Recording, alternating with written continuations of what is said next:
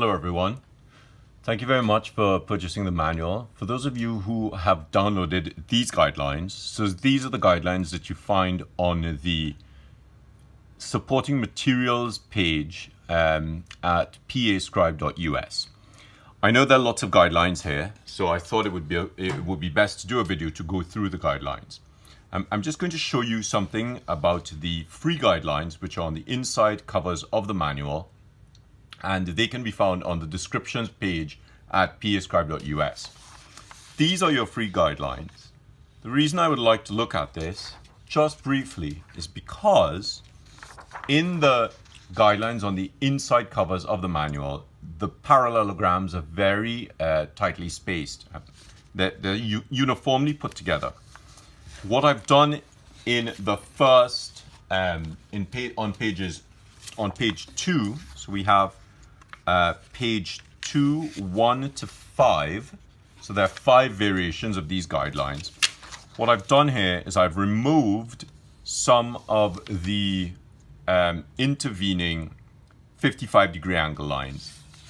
The reason for this is, once you get to the point where you're not relying on the parallelograms, on the exactness of the boxes, you can redistribute the distances between your shapes. So for instance, on the guidelines themselves, within the parallelograms, you will probably write fairly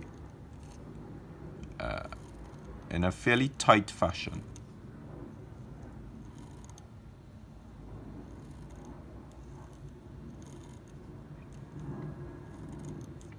Here you can open up as you come down, along and up at 55, and down at 55, and across, and down at 55, and down at 55, and up at 55, and across.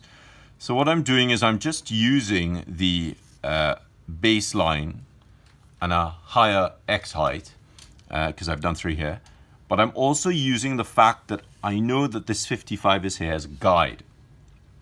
I've done these at different sizes because sometimes you might need to write small. So this is at 3 millimeters.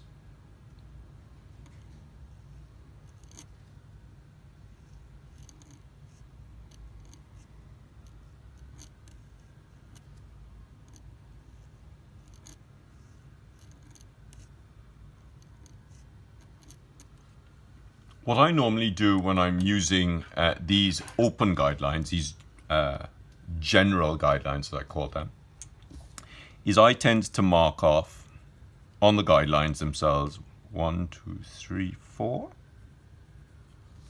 Sorry about that. 1, 2, 3, 4. And 1, 2, 3, 4. So I mark these off on the guidelines, and because you have these as a PDF, you can print them off quite easily and just redo them if you need to. If you're addressing an envelope, I would generally rule an indentation line.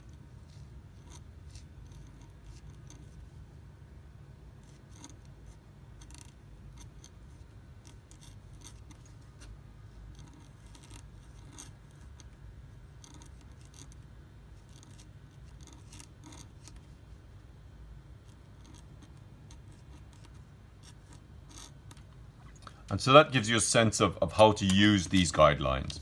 Like I said, these are your general guidelines. They come in different size sheets. And they are, again, the measurements here, 3 millimeters, 4 millimeters, 5 millimeters, 7 millimeters, and 9 millimeters. So that's your contact form guideline sheet, which is a general guideline sheet. Now, let's get into the problematic guidelines. So I'm just going to refer to this guide, which you have here. So the guide outlines which guidelines you have. We've done all of 2. So we're going to look at the majuscules from 3 on up to 7. Just bear with me as I grab those. 3, 6, up to 7. All right, so let's jump back to the guideline that you have on the inside cover of the manual. This is your Majuscule guideline, which is numbered as 12. We can see the similarities of the Majuscule guidelines with number 6, 5, 6, and 7. So, you know, the guidelines are they're not that complicated. You just need to pay attention to them. And you just need to, if you run into a problem, just reference the copy which is at the front of these guidelines. Just get that to line up, otherwise it's going to drive me crazy while I'm talking to you. Yay. Okay, super. So we see here 5, 6, and 7. This is number 12, which is your guidelines on the inside of the manual. And what I've done here is these are shaded, half shaded with breaks so that you could make your notes around your lettering. If you have a problem with that, please see the previous video. And then you have full shaded. So this is an entire page so that, you know, but we've still left, it's an entire page, but we still left slightly heavier lines. So you can write your Majuscule here, or you could write it there. You could skip a line. I would just shade them off as you go along. So, you know, block lines out with a little bit of pencil mark just to help you sort of understand what you're doing. This is so page 6 is a little different to page 5 in that there are no empty blocks. This is just a full shaded page. And of course, page 7 is very much like page 12, except there are no breaks. Here we have breaks, which is a break here, a break here, a break here. And here we have no breaks. So that's just to help you write a little bit more rhythmically. For some of you, I know some of you would prefer to write in every box. As I've said, you know, I've constructed the guidelines to help you to learn in a slightly different way, and that is to write only in the shaded boxes so that you have space around the box to actually make some notes. So those are your Majuscule guidelines and how they differ ever so slightly. So now we're going to look at a slightly more complex construct for the which is some technology that I developed for the manual. We're going to look at let's start with guideline number 3. Now, I'm gonna have I am going to keep referencing pages 12 and 13 because they are your basic guidelines that you get for free. They are in the inside covers of the manual, so you need to understand how to use them and how to be fairly consistent with them. So what I'm going to do here is I'm just going to drop this on top of here. We see here, so we have 55, 55, and 55. As you know, I break the letters, the parts of the letters into sixths. And I've discovered that there is another type of line, apart from the 55, which I've called the connective stroke. So the letter M, most people struggle with this letter. The letter M is slightly problematic because most people have a tendency of doing this. And up and over and back and under and up and over and back and under.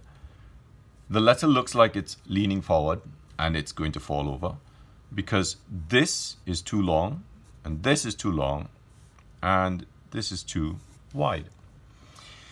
Also, these lines of universal beauties, L-O-U-B, as they're referred to in the manual, and these connective strokes are not at 55. The line of universal beauty is at 55. The connected stroke is at 50 degrees. It looks like it's at 55 because a third of it sits on the 55. So what I've done is I've broken the letter up into parts of thirds and sixes. So we have a third, your baseline, a third, a third, a third, and a sixth, and a sixth. So we have a third and a third, and a sixth, sorry, a third and a third, and a sixth and a sixth, and a third and a third, and a sixth and a sixth. Now I've actually made guidelines based on this. I'm just showing you how they relate to page 12. So you're aiming for the third and just over. So we're going and one and aim for the third, aim for the third, aim for the third, up and over, only half of the parallelogram, and under the sixth, 2/3 and under, aim for the third and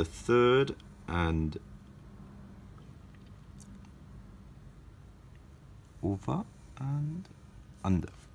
So we have that gives us our letter M. Now that's counting on the Majuscule guideline from the manual, page 12. What I'm going to do is we've created this wonderfully complicated grid which has dots and dashes on it, which help you once you've put this on it. So we can see here that's a dash. The dashes are at 50 and the solid lines are at 55. So we can actually follow this a third along the 50, up the 50, over, down the 55, up the 50, and over, and down the 55. So this guideline, page 3, has both the connective stroke angle and which is 50 degrees, and the angle of the line of universal beauty, which is at 55. So it helps you to plot the letters a little bit better. Now, I'm going to show you what I've done with a separate sheet. All of these sheets have come out of quite a lot of teaching. So it's, you know, I'm sharing information with you which can really help you to develop your writing. You just need to be patient with it and try not to rush it. So here we have the 55, and we have the 50. Now earlier on you saw me count a third and a third, a third and a third and a third and a sixth and 2/3 and a sixth. So what I've done on guideline number 4 is I have gone over guideline number 4, and instead of you having to count the thirds and the sixes, I'll just do this a little bit lower down. We have, let's just look at this here.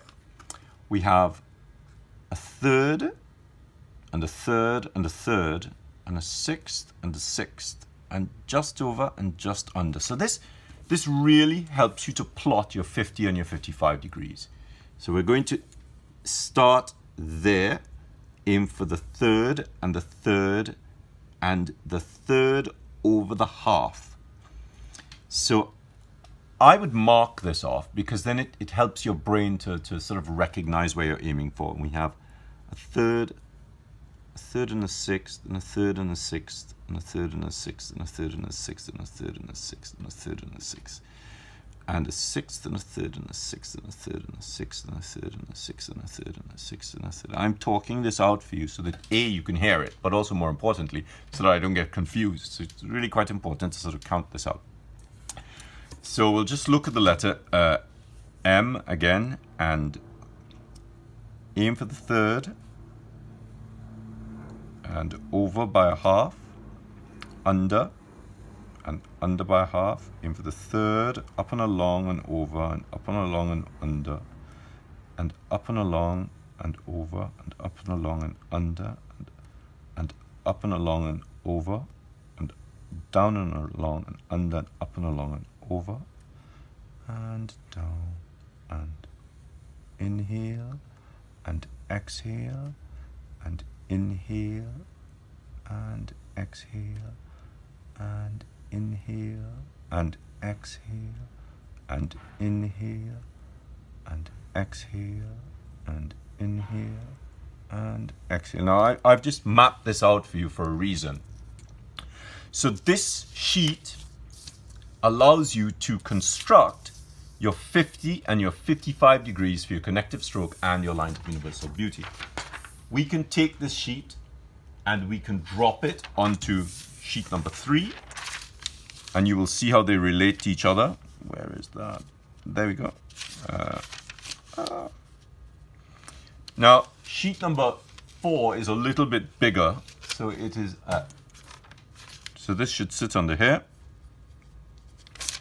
And the reason why this exercise is so important is, I'm just going to compare this. So this is a slightly different size, but you can see how the 50s and the 55s line up on your grid of page 12. And the reason for that is we've done this. I've done this at a slightly larger size so that you can practice doing this with a pencil. Reason being, when you do this with a pencil, you get something really special. Now, this is a set of the guidelines that you get from, if you purchase the manual via the shop site. So I've actually done this for you, so you don't have to do it yourself. It'll be good if you do it yourself because it does help you to understand the shapes of the letters a little bit better. What this does is it allows you to, let's just line the lines up with the edges there. There we go. Is it allows you to understand why the letters are the widths they are. So we have A.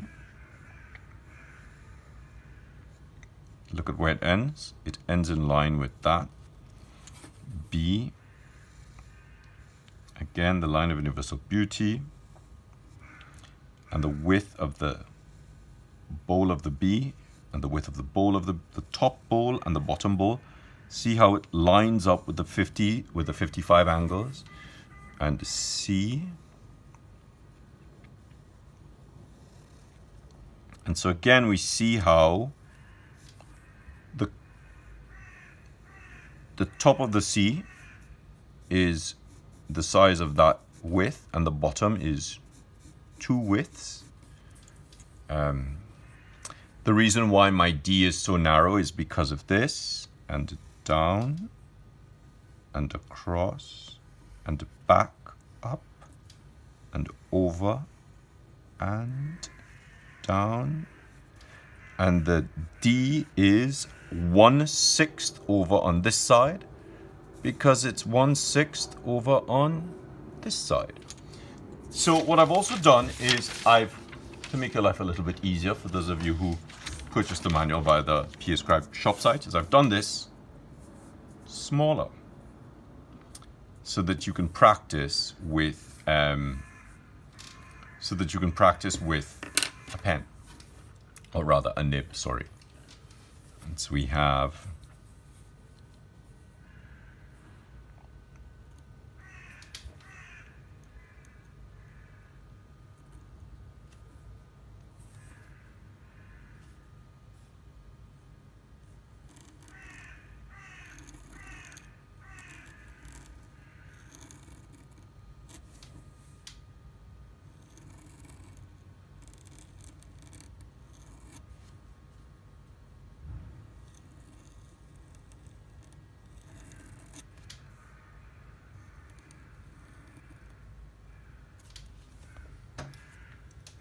So these are the Majuscule guidelines. You can build this yourself. It just takes a little bit of time and a little bit of patience and a little bit of practice. Now, those are the Majuscule guidelines. Next, we move on to the Miniscule guideline. And just like their Majuscule counterparts, we've done the same things with 5, 6, and 7.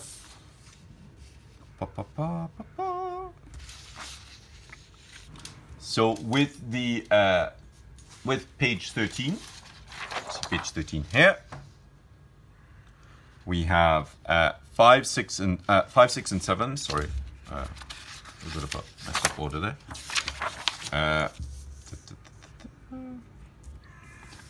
because we see 5, 6, and 7 here. And of course, they have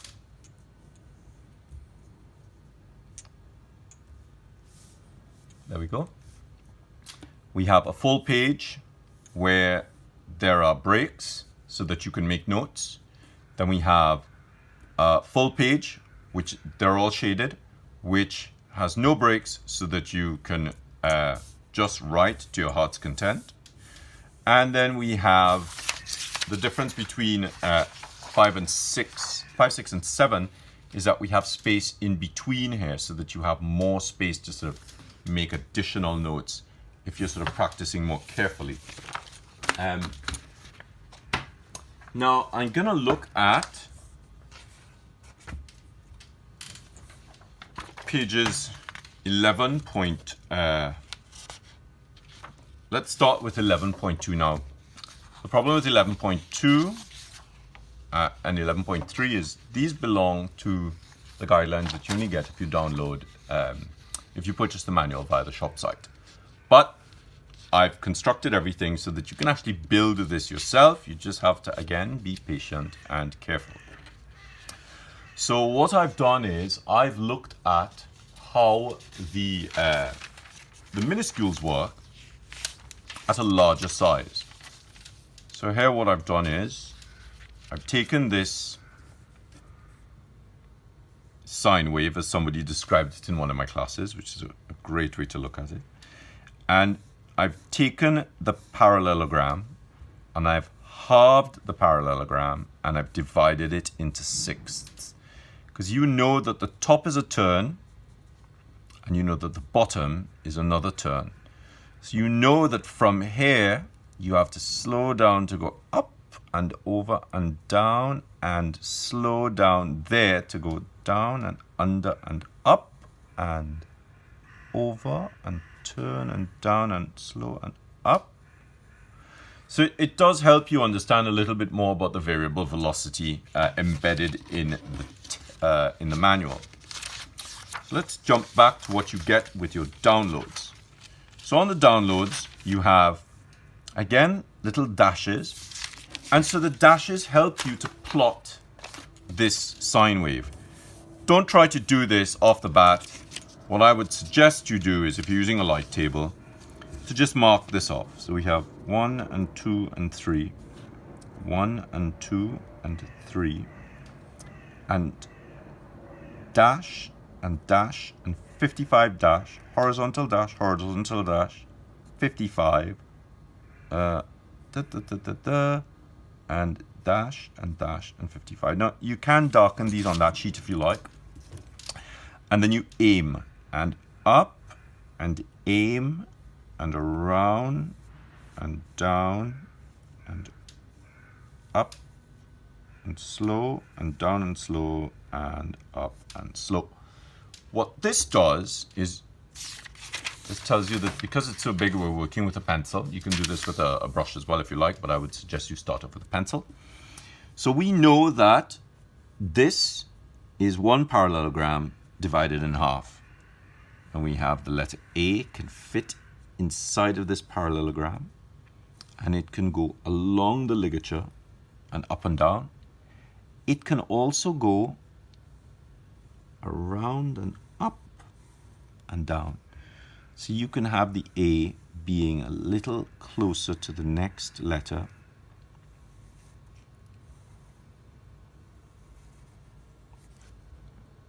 And let's just do, so this is an indirect join, which is a historical terminology. And if we go across to the B, we get it there. Now, what I've done here is I have done a slightly smaller one, which will obviously make you blind. I'm really sorry about that. But I've also added this grid. So once we drop this on, what you end up seeing is this. And so this allows us to see, I'm just going to plot this in really quickly. And I'm going to plot the top and plot the bottom. So it helps you to work out where the shapes are. So we have A, actually we'll do a G. 1 and 2 and kink and up over a half and down and again on a half. So we can drop the entire alphabet in here based on these half parallelograms. So we have A. Notice I'm not holding the pencil like a pen because I'm just working through these exercises. B. C is a half and the bottom is a whole. The D is right next to that because we have a half and we have a half. And then we have a half and a whole because the whole is a half on the top of the E and the bottom is a whole. E, F. F is a half. And it's then another half. G, and look, we've gone back to our internal space boxes, and kink is in the ink because the kink is hidden by the ink, and up and over and down at 55 and out. So I've also done this at a slightly smaller size so that obviously so that you could suffer. The problem with this particular exercise is it does require you to really pay attention to what you're doing. Now, what I would do on this grid, which is number 11.4, which says it's a pen, I would actually go in and I would mark off a little bit darker. Or what you could do is you could, and we might do this and correct this, you could shade them in. And so that sort of gives you an indication of what you're aiming for. So I can see where that is. So I know that I'll want to do and I apologize for the length of this video. I would just like to cover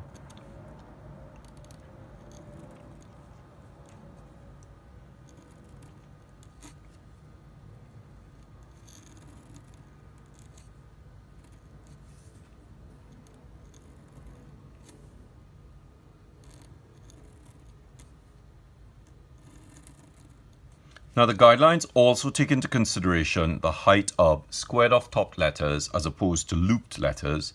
Obviously, a squared off top letter is always shorter than a looped letter.